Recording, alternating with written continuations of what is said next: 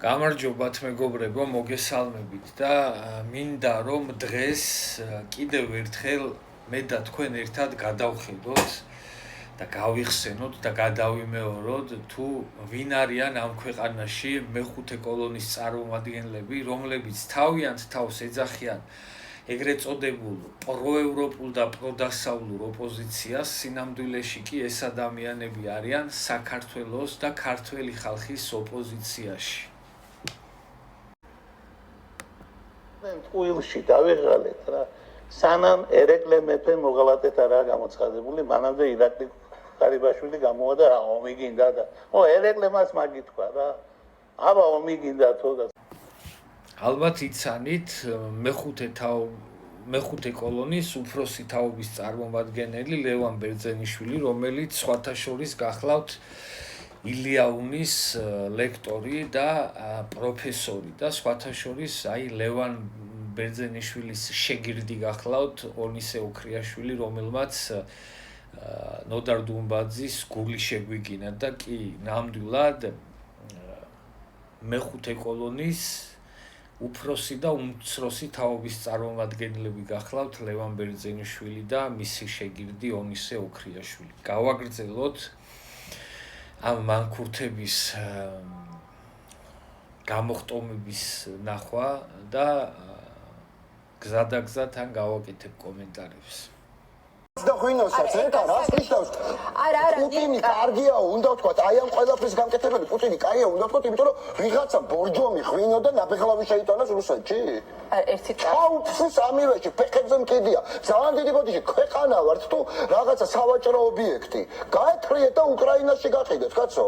რა შეგვეცით ტელერს, რამის გამოხატვის უფლება აგვიკრძალეთ, იმის გამო რომ თქვენი ბორჯომი იქ ვერ შევიდეს. გადაეჯვით უკრაინაში და იქ გაყიდეთ. ეს მანქურთი გახსოვთ ალბათ, რომ ნაციონალური მოძრაობის ხელისუფლების დროს იყო გენერალური პროკურორი. წარმოიდგინეთ, ამ ტიპის და ამ ფსიქიკის ადამიანი, რომ გენპროკურორი იქნებოდა, თუმცა ამის გენპროკურორობა რა გასაკვირია იმ ქვეყანაში, სადაც ეს ადამიანი იყო შინაგან საქმეთა მინისტრი. ეს ისა მინდა მე ორი კაცი. ორი გვამი მჭირდება. მომიტანეს ორი გვამი. всё. პრემია დიდია. დიახ, ივანე მერაბიშვილი, ნაციონალური მოძრაობის შინაგან საქმეთა მინისტრი, რომელიც გახლდათ ყველაზე წარმატებული მინისტრი. კი, ვანო მერაბიშვილი ბაჩო ახალაიასთან ერთად ითვლებოდა ნაციონალური მოძრაობის სამთავრობო გუნდის ყველაზე წარმატებულ მინისტრებად. გავაგრძელოთ მეგობრებო და როგორც უკვე აღვნიშნე, ბოლოსთვის მაქვს თავარი მანქურთი შემონახული და იქამდე კიდევ რამოდენიმე მოკლე ვიდეო ვნახოთ.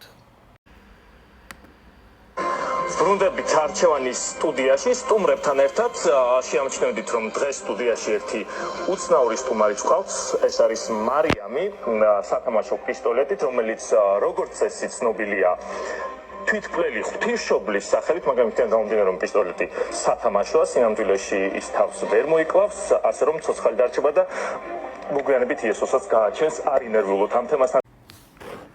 გიორგი გვარამია, რომელიც გახლავთ ნიკა გვარამიას ძმაკაცი და შეგირდი და ეს შემთხვევითი არ არის გვარამიამ ამ შემთხვევაში ღვთისმშობელი რო ამოარჩია გასაშარჟებლად და არც გვარამია არ გვიქსავდა შემთხვევით ღვინოში. ქართველებმა კარგად ვიცით, ხო, რომ ღვინო არამხოლოდ თრობის საშუალება არ გახლავთ ქართველებისთვის და ღვინო და ვაზი დაკავშირებულია ჩვენ კულტურასთან და ისტორიასთან და ჩვენი კულტურის და ისტორიის განუყოფელი ნაწილი გახლავთ ღვინოც და ვაზიც. შესაბამისად, სწორედ ამიტომ მიიწანა იერიში გვარამიამ ღვინოზე, ხოლო ამ შემთხვევაში ეს ნაძირალა გაბუნია ღვთისმშობელს რო ვითომ თავს აკვლევინებს, არც ეს არ არის შემთხვევითი და ვიცით ალბათ ყველამ, რომ საქართველო მოიაზრება როგორც ღვთისმშობლის წილხვედრი ქვეყანა. შესაბამისად, სწორედ ამიტომ აირჩია ღვთისმშობელი და დააკავა პისტოლეტი და ვითომ თავს იკლავს და აქ აზრი ის არის, რომ საქართველოს აკოლევინებენ თავს, მაგრამ რა თქმა უნდა, ვერ ეღირსებიან ეს ნაძირალები ამას, ამათი მიზანი ეს არის რეალურად, მაგრამ ვერა ღმერთმა დაგვიფარა ამისაგან და მომავალშიც დაგვიფარავს. ეს ადამიანები, ვინც ჩვენ ახლა ვიხილეთ, ყველანი არიან ერთი ფლანგის წარმომადგენლები, ყველანი ერთი პოზიციით მოძრაობენ ეს ადამიანები და აი ამ ნაძირალების ყველას ერთად მიზანი გახლავთ, რომ ხელისუფლებაში მოაბრუნონ აი ეს ნაძირალა. Ლოვანი ტოლერანტულობა წვიმანი დანაშაულის მიმართ. მე შემოგვაქვს ცვლილებების სისხლის სამართლის კოდექსში, რომელიც ითვალისწინებს, რომ პირის დაცვაზე, ქუჩის დაცვაზე, ჯიბგირობაზე, ნარკოტიკების შენახვაზე ცვლილად უნდა გაუქმდეს პირობითი საჯირო. არანაირი პირობითი საჯირო, ყველა ციხეში. გესმოდათ ხო მეგობრებო, აი ეს ნაძირალა სააკაშვილი აქ საუბრობდა სუბუქ დანაშაულებზე, წვრილმან დანაშაულებზე და პირდაპირ გააღკიოდა, რომ წვრილმან დანაშაულებზე პირობითი სასჯელი უნდა გაუქმდესო და ყველანი ციხეშიო. გარდა ამისა, სააკაშვილი აი ასეთ რაღაცებსაც გაყვიროდა ტრიბუნიდან.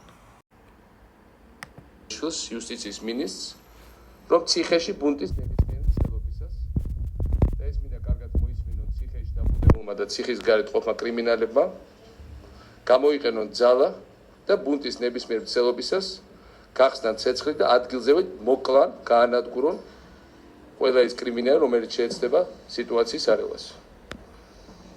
ჩვენ ამ ხალხისთვის ტყვიები არ გვენანება. სწორედ აი ამ განცხადებებს მოყვა შედეგად ის, რომ საქართველოში ქუჩებში დაახლოებით 200-მდე ახალგაზრდა დახოცეს ყველანაირი სასამართლოს გარეშე და ამ ადამიანებს არ დაუტოვეს უფლება, რომ ესარგებლათ ან სამართლიანი, ან უსამართლო სასამართლოს უფლებით და პირდაპირ ქუჩა და საძინებლებში ხოცეს ახალგაზრდა ადამიანები და ამას მერე იმით ხსნიდნენ და იმით აპრავებდნენ, რომ კრიმინალები მოკლეს და აბა რა უნდა იქნათ ძმაო.